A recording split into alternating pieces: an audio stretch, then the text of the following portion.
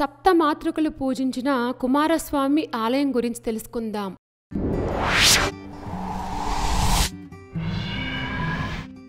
తిరుమలై కోవిల్.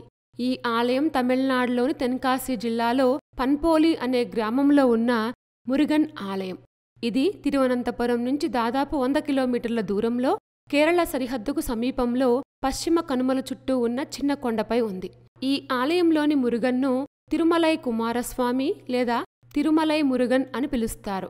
ఈ ఆలయంలో తిరుమలై కాళీ అమ్మన్ అని పిలువబడే మరో అమ్మవారి ఆలయం కూడా ఉంది.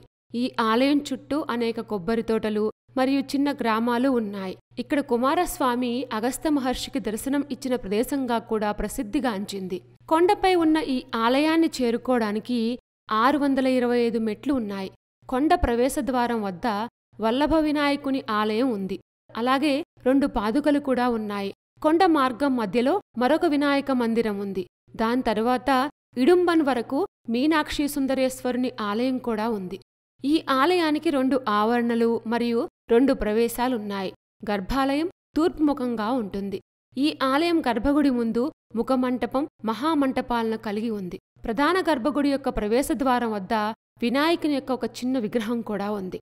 ఈ ఆలయంలోని ప్రధాన దైవం కుమారస్వామి 4 చేతులతో నిలబడి ఉన్న భంగిమలో దర్శనమిస్తారు. సప్తమాతృకలు కూడా ఇక్కడ కుమారస్వామిని పూజించారట.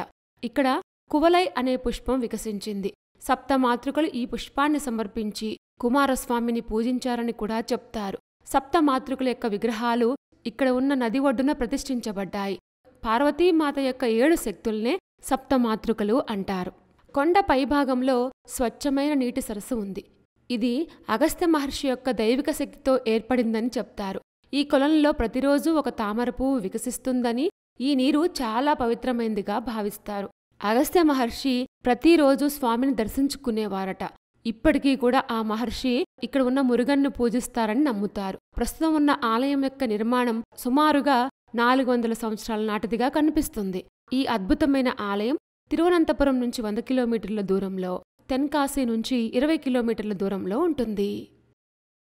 సప్తమాతృకలు పూజించిన సుబ్రహ్మణ్య స్వామి ఆలయం చాలా ఇంట్రెస్టింగ్గా ఉంది కదూ. ఇలాంటి మరిన్ని విశేషాల కోసం మా ఛానల్ సబ్స్క్రైబ్ చేసుకోండి.